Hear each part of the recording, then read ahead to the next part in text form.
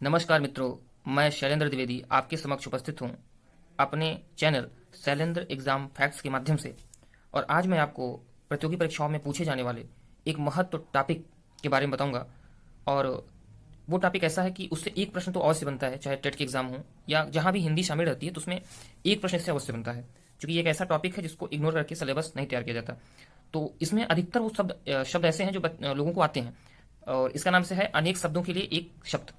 इसमें क्या है भाई, अनेक शब्दों के आप ये कह सकते हैं, इसको संस्कृत आप समास कहते हैं, या हिंदी में एक समास शब्द होता है सामासिक पद में लिखना।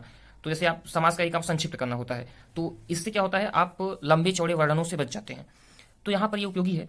और यद्यपि तो इसकी संख्या बहुत सी है, असंख्य है, लेकिन कुछ ऐसे सिलेक्टिव अनेक शब्दों के एक शब्द मैं आपको बताऊंगा जो कि कुछ कठिन स्तर के हैं, तो उनका मैं वीडियो बना रहा हूँ, उसको ध्यान से देखिएगा। तो चलिए हम देखते हैं पार्ट बाई पार्ट। जिस स्थान पर कोई न जा सके तो उसे अगम्य कहते हैं। अब इसका अगम्य आपने जान लिया कि जिस स्थान पर कोई न जा सके उसको अगम्य कहते हैं। लेकिन ये प्रश्न उठा कि कैसे हम इसको याद करेंगे, तो अमिस होता है नहीं। आप देखते होंगे किसी भी संदर्भ को अगर नकारात्मक बनाना हो, रेफरेंस को नकारात्मक बनाना हो, तो उसके पहले हम अ का यूज करते हैं। मैक्सिमम कंडीशन में ये होता है। तो अमिस नहीं, गम्य मिस होता है जाना। अगर आपको हिंदी या संस्कृत का बेसिक थोड़ा सा भी पता होगा तो आपको पता होगा कि गमन मिस जाना होता है, गच्छति रूप चलता है, तो गमन मिस होता है जाना, अमिस नहीं, मतलब जहां न जाया जा सके। आप इसी से निकाल लेंगे, ठीक। जो कभी बूढ़ा न हो, ठीक है, तो इसको कहते हैं अजर। जरा मिस होता है बुढ़ापा। जरा अगर आपने कहीं सुना होगा शब्द, तो जरा मिस होता है बुढ़ापा, और अजर मिस होता है जो कभी बूढ़ा ना हो। फेंक कर चलाया जाने वाला हथियार अस्त्र। ऐसे हथियार जो फेंक कर चलाए जाते हैं उनको अस्त्र कहते हैं, ठीक है। अस्त्र शस्त्र दो प्रकार के हथियार होते हैं। कमर, जैसे कि भाला वगैरह हो गया, वो सब हथियार इसकी कैटेगरी में आते हैं। कमर के नीचे पहने जाने वाला वस्त्र। तो कमर के नीचे देखिए, इसको कहते हैं अधो वस्त्र। अधः मिस होता है नीचे, और ऊपर मिस होता है ऊपर, तो अधः मिस नीचे। इससे आपका क्लियर हुआ, अधः धन वस्त्र, ठीक है। तो अधः संधि हो गई, अधो वस्त्र हो गया। नेक्स्ट आगे देखेंगे, जो अपने स्थान या स्थिति से अलग किया जा सके। तो मतलब कि दो चीजें होती हैं।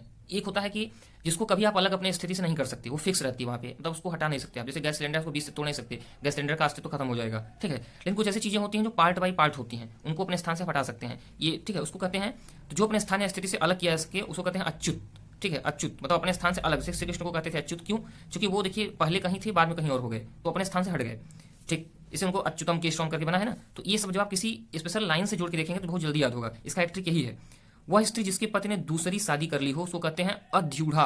अच्छा, अध्यूढ़ा कैसे बना इसको देखेंगे, क्योंकि मेरा वीडियो बनाने का मतलब था कि आप देखिए कैसे बनता है शब्द। अधिधन ऊढ़ा, अधिधन ऊढ़ा, अधि मिस होता है आधा, ठीक है। अधिधन ऊढ़ा मतलब आप कह सकते हो कि आधा, किसी भी स्त्री का कहते हैं ना कि कोई भी स्त्री नहीं चाहती कि उसका दो पति हो, ठीक है। मतलब कोई भी स्त्री नहीं चाहती कि उसके पति का बंटवारा हो। कहने का मतलब ये है कि उसकी एक सौतन हो। तो अधिधन ऊढ़ा मतलब उस आधा आधा हो गया, आधा पार्ट हो गया जो उसने उड़ा था, जो एक बहू बन के आई थी। मतलब उसने, इसको ट्रिक है एक प्रकार से, जो उसने मान सम्मान पा रखा था, तो उसका आधा हो गया, बढ़ गया, तो अधिधन उड़ा। इसको ऐसे याद रखेंगे आप। जिसका विरोध न हुआ हो या न हो सके तो है अनिरुद्ध। अनिरुद्ध, अमिस नहीं, और निरुद्ध, अन जुड़ा हुआ है, अनमिस नहीं, ठीक है। निरुद्ध में से रोका जाना, तो जिसे रोका ना जा सके, भाई रोका नहीं जाएगा तो मतलब विरोध नहीं होगा, जाहिर सी बात है।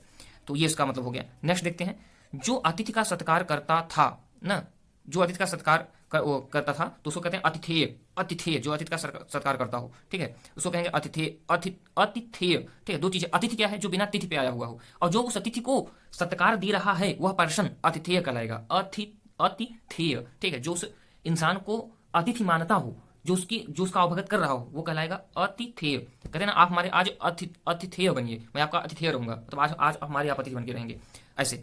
जिस पर हमला किया गया हो, ठीक है, उसको कहेंगे आक्रांत। कहते हैं ना कि भय से आक्रांत हो गया है, तो भय से आक्रांत मतलब वो आक्रांत पर डरा हुआ सा, तो आक्रांत। जिस पर हमला किया गया उसको कहेंगे आक्रांत। उत्तर और पूर्व के बीच की दिशा, मतलब आप इसको ऐसे देखिए, ये देखिए, ये होता है दिशाओं को शो करने का, उत्तर दक्षिण पूर्व पश्चिम। तो ये जो है इसको कहते हैं ईशान। कभी कभी ऐसी चीजें पूछ लेती हैं जिसका सेंटेंस कोई याद नहीं रहता, कोई याद करना पड़ता है। ईशान कौन होता है, यहाँ मंदिर बनाना उचित समझा जाता है। किसी भी नियम का पालन नहीं करने वाला उच्छृंखल, ठीक है। स्वतंत्रता अलग चीज होती है, उच्छृंखलता अलग चीज होती है। स्वतंत्रता वो होती है जो नियमों में रह करके आप घूमे टहरें, वो स्वतंत्रता है। लेकिन नियमों का उल्लंघन करके आप घूम टहर रहे होते हैं तो वो उच्छृंखलता कहलाती है। तो उच्छृंखल, ठीक है। जो छाती केवल चलता हो उरग, उमिस उर अधन ग, गमिस गमन करने वाला, ग से जोड़ेंगे ऐसे सेट करिए इसको, गमिस गमन करना चलना, और उर्मिस हृदय, तो हृदय से चलने वाला उरग। इंद्रियों को भ्रमित करने वाला, आपने सुना होगा जादू को इंद्रजालिक भी कहते हैं। मतलब आपकी जो इंद्रियां हैं, आंख कान नाक त्वचा, इसी को भ्रम में डाल देते हैं। होता सबसे लड़की को काट के दो पार्ट में बांट दिया, जादूगर ही करते हैं। तो इंद्रियों को भ्रमित करते हैं केवल वो, आपकी नजरों को धोखाते हैं, तो इसको कहता है इंद्रजालिक, ठीक है। ये कंफर्म हुआ। ऐसा अन्न जो खाने योग्य न हो, कदन, मतलब कम इस खराब, जैसे कुमाता, क ज्यादातर यूज बहुत रेफरेंस में खराब के अर्थ में होता है। तो अन्न में से आप जानते होंगे अन्न कद धन अन्न, कद मीन्स कदाचार, कहते हैं ना कदाचार के दोष में इनको, मतलब कदा मतलब खराब आचरण, कद मीन्स होता है खराब, कद जो उपसर्ग है इसका खराब के संदर्भ में यूज होता है, बेकार।